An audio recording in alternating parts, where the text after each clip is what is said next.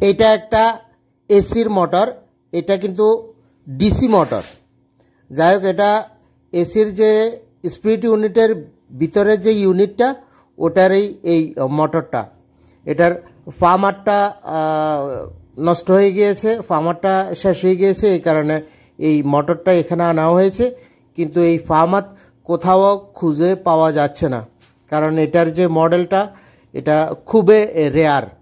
এটা একটা পুরনো এসির মোটর। এটা দেখতেছেন, এই মোটরটা এসির মোটর সবসময় এসি ভোল্টের হয়, কিন্তু এই মোটরটা ডিসি ভোল্টের।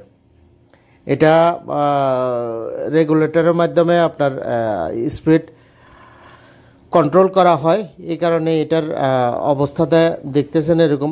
খুব ছোট একটা মোটর, কিন্তু ওই ফার্মাতের কারণে ডিসি মোটর তো, এই কারণে হাই স্পিড, এটার স্পিড কন্ট্রোল করা হয়। খুবই স্পেশাল একটা মোটর।